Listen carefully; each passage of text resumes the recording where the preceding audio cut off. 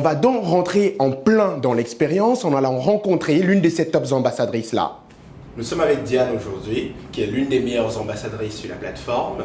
Ça fait à peu près maintenant un an que Diane est avec nous. Diane, après 700 prestations réalisées, quel est effectivement ton ressenti de ton expérience sur la plateforme Napimi?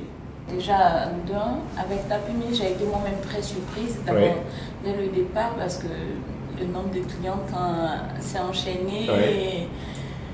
Et ce qui m'a aussi impressionné avec Napimi, c'est surtout l'organisation. D'accord. J'ai vu que l'équipe était assez stricte, très rigoureuse sur certaines choses. Et c'est ce qui m'a vraiment moi encouragée à travailler avec Napimi surtout. Pour toute coiffeuse professionnelle, on aime vraiment que les choses soient vraiment encadrées, que tout soit clean, tout soit net et tout soit vraiment... Qu'on sache que notre travail n'est pas pris à la légère. Déjà après mon inscription, j'ai eu à faire une formation d'une journée avec l'équipe Napimi. À la suite de ça, il y avait Ange qui était là avec beaucoup de... Non, c'était plutôt Teddy. On ne fait pas ça, si tu fais ça, tu es dehors. J'ai dit, bon, ça va. Parce que, en toute chose, il faut un peu de rigueur pour que ça se... Surtout, il ne faut pas qu'on ait peur de la rigueur. Tant qu'il n'y a pas de rigueur dans quelque chose, ça s'effondre très rapidement. D'accord. Et comment ça s'est enchaîné en fait sur les jours qui ont suivi? Les jours qui ont suivi, après ma... Désolée de te couper. Oui, bien sûr. Après ma formation d'une journée, j'attendais, je me suis dit, bon, j'attends maintenant les rendez-vous parce qu'après ce que j'ai entendu à la formation, j'aimerais vraiment vérifier si c'était possible. Et là, j'ai été fort surprise au 4e jour d'avoir un premier rendez-vous. Le 5e jour, 2 rendez-vous. Bon. Après ma première prestation, la cliente, elle a mis, un commentaire qui a vraiment incité. Et le 5e jour, comme je disais, 2 rendez-vous.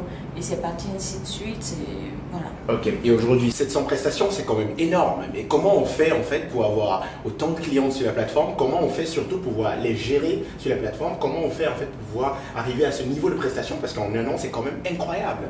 Déjà, 700 prestations, oui, c'est énorme. Mais je veux dire, avec Napimi, si on a des disponibles, on est vraiment disponible, on peut faire même plus que 700 prestations sur la plateforme. D'accord. Je sais de quoi je parle. Parce qu'il y a des fois, moi étant mère de famille, il y a des rendez-vous. Il y a des dispos que je déconnecte. Parce que il faut quand même aussi la vie de famille. Et 700 prestations. Si on est dispo, 700 prestations, c'est rien. D'accord, donc il y a possibilité de faire plus. Il y a possibilité de faire plus. D'accord. Et déjà, moi, avec les 700 prestations, c'est arrivé, je peux dire, grâce aux clientes que j'ai commencé par coiffer. Parce qu'elles étaient plus ou moins satisfaites. Et ce qu'il faut savoir dans Napimi, c'est que quand on finit une prestation, il y a toujours un commentaire derrière. Et ce sont ces commentaires-là qui ont incité d'autres clientes à me contacter, et ainsi de suite. Je pars, Mais ce qu'il faut aussi, ça c'est toute coiffeuse, pour fidéliser sa clientèle, il faut être disponible. D'accord. Il faut vraiment être disponible et puis parce que j'ai des clientes maintenant qui sont habituées à moi. Il y a des fois où je peux pas, mais j'essaie toujours de trouver comment est-ce que les coiffer pour qu'elles me restent fidèles quelque part. Je sais qu'on est beaucoup sur la plateforme, elles peuvent contacter d'autres ambassadrices, mais quand une cliente est habituée à toi, elle aimerait vraiment que ce soit toi. D'accord. Du coup, voilà. J'essaie avec elle de voir, on parle et puis après je dis, bon, prends tel rendez-vous, j'ouvre une dispo, tu peux prendre là et puis voilà. D'accord. Alors, donc, si j'ai bien compris, ça se joue en fait à la disponibilité et à la réputation.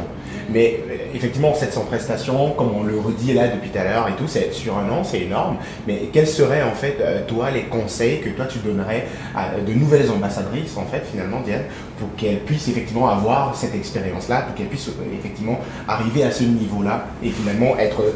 Quels sont les conseils d'après toi que tu pourrais leur donner pour qu'elles soient aussi excellentes finalement que toi? Là-dedans, ce que je peux donner comme conseil à mes collègues et futurs collègues, c'est de rester assez professionnel, d'avoir son matériel, parce que ça fait vraiment pas pro d'arriver chez une cliente et demander si elle a un peigne et surtout être à l'heure.